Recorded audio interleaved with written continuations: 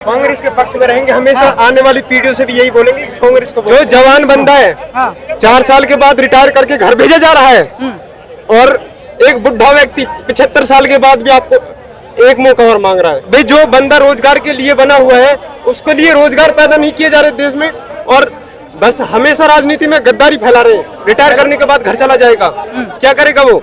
बदमाश बनेगा, आतंकवादी बनेगा। क्यों? पहले गन चलाना सिखा दिया गया तो वो बदमाशी नहीं करेगा तो और क्या फैलेगा? आतंकवाद फैलेगा नहीं फैलेगा देश में? ये क्यों लाया गया है? ये इसलिए लाया गया है ताकि आतंकवाद फैला दिया जाए, और प्यार प्रेम से रहना है हमें, और प्यार प्रेम फैलाना है हमें। हिंदू मुस्लिम एकता के साथ में रहना है। मुझे एक हिंदू व्यक्ति ने ये कहा कि तुम टोपी उतार लो और तुम्हें मारेंगे।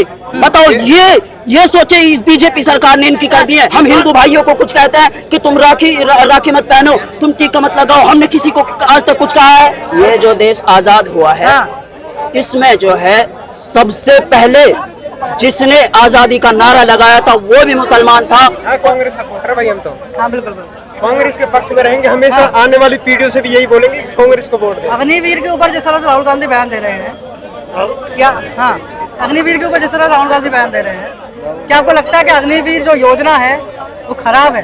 बिल्कुल खराब है जी। किस तरह से? जो इसकी तैयारी कर रहा है, जो जवान बंदा है 4 साल के बाद रिटायर करके घर भेजा जा रहा है, और एक बुढ़ा व्यक्ति 75 साल के बाद भी आपको एक मौका और मांग रहा है। क्या इंसानियत है? इंसानियत का नाता है? आप ये बताओ, है नाता? भाई जो बंदा रोजगार के लिए बना हुआ है उसके लिए रोजगार पैदा नहीं किए जा रहे देश में, और बस हमेशा राजनीति में गद्दारी फैला रहे हैं। फैलाने वाले कौन? आरएसएस वाले, और कोई नहीं है।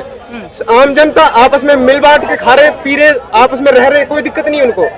लेकिन जो दिक्कत है वो है आरएसएस को फैला रहे नफरत फैला रही है आरएसएस। लेकिन मैं आपसे पूछना चाहता हूँ, अग्निवीर योजना किस तरह से गलत है? अग्निवीर इस तरह से गलत है क्योंकि उसमें जो 4 साल का जो 4 साल बाद तो पैसा भी मिलेगा। 4 साल बाद पैसा भी मिलेगा, सीधी बात है। उसका खर्चा भी बढ़ेगा। खर्चा बढ़ेगा तो उसके बाद वो खर्चे को मेंटेन कैसे करेगा जब वो रिटायर करने के बाद घर चला जाएगा? क्या करेगा वो? बदमाश बनेगा, आतंकवादी बनेगा। क्योंकि सीधी सी बात है, जब उसके हाथ में पहले ही गन थोप दी गई है, उसको पहले गन चलाना सिखा दिया गया तो वो बदमाशी नहीं करेगा तो और क्या फैलेगा? आतंकवाद फैलेगा नहीं फैलेगा देश में? ये बताओ। ये बात इसकी, और ये क्यों लाया गया है? ये इसलिए लाया गया है ताकि आतंकवाद फैला दिया जाए, और आतंकवाद फैला दिया जाए। हाँ, बहुत से ये बंदे इनके शामिल हो रहे हैं उसमें, और फिर वो जो है वहाँ से हट करके फिर इन कामों को करते हैं। ये बिल्कुल देश के लिए बहुत ही खतरनाक है। ये प्यार प्रेम से रहना है हमें, और प्यार प्रेम फैलाना है हमें। हिंदू मुस्लिम एकता के साथ में रहना है। इसका मतलब जो लोग रिटायर हो गए कानून सही नहीं है। नहीं, जो लोग आर्मी से रिटायर होके आते हैं वो आतंकवादी बन जाते हैं अक्सर लोग, और उनको इसमें बनेंगे। सही कह रहे हैं। बनते नहीं है तो बनेंगे। सीधी सी बात है, जो इंसान गन चलाना सीख गए तो वो आतंकवादी आराम से कर सकता है। अभी जो रिटायर होके आते हैं उनको पेंशन मिलती है या उनको जॉब का ऑफर दिया जाता है। अगर आपको जॉब करना है तो जॉब करो, नहीं तो पेंशन मिलती है।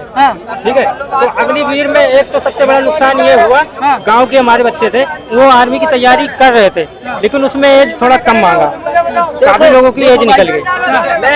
मैं हरियाणा मेवात का रहने वाला बंदा हूँ, और मुझे एक हिंदू व्यक्ति ने ये कहा कि तुम टोपी उतार लो और तुम्हें मारेंगे। बताओ, ये सोचे इस बीजेपी सरकार ने इनकी कर दी है। आरएसएस, विश्व हिंदू परिषद ने ये सोचे इनकी कर दी है। बजरंग दल वालों ने ये सोचे इनकी कर दी है। बताओ, क्या इस देश में हम किसी को कुछ कहते हैं? हम हिंदू भाइयों को कुछ कहते हैं कि तुम राखी मत पहनो, तुम टीका मत लगाओ, हमने किसी को आज तक कुछ कहा है? और बताइए, जवाब दीजिए हमें। 73वें संशोधन द्वारा पूरी तरह से भारत को धर्म बताओ, हम ये चाहते हैं कि प्रेम के साथ में रहे, प्यार प्रेम के साथ में रहे। सीएए की नागरिकता संशोधन कानून जो सीएए लागू किया है, इससे देश का कोई भला होगा? यूथ का भला होगा? किसी का भला होना चाहिए। अगर कोई चीज लागू करे तो देश में डेवलप करे किसी चीज को लेकर। ऐसे बात है भाई साहब। ये जो उधर जाइए, ये जो देश आजाद हुआ है इसमें जो है सबसे पहले जिसने आजादी का नारा लगाया था वो भी मुसलमान था, और 1857 में हमारे देश के यहाँ से दिल्ली से उलमा ने जो है आवाज उठाई, और वो मैदान जंग में अंग्रेजों के खिलाफ खड़े हुए और अंग्रेजों की हवा खराब कर दी। 58,000 उलमा ने लाहौर से लेकर के वहाँ कलकत्ता तक अपनी गर्दनें पेड़ों पर लटकवाई थी, और उनको उनको जला दिया गया, भून दिया गया, गड्ढों में उनको तला दिया गया, अंगारों पर लिटा दिया गया और उनसे ये कहा जाता था कि तुम सिर्फ ये कह दो कि हम 1857 की जंग में शामिल नहीं थे, लेकिन उन मुजाहिदीन वतन ने अपनी देश की खातिर, अपने वतन की खातिर, अपने दीनो ईमान की खातिर वो कुर्बानियां पेश की कि जिसकी तारीख में कोई मिसाल पेश नहीं कर सकता। नहीं, कोई नहीं कर सकता मिसाल पेश। ऐसी मिसाल पेश की तब जाकर ये देश आजाद हुआ है। लेकिन आज इन चंद ऐसे खमीर फरोश लोगों ने इस देश में ऐसा एक खून खेला है।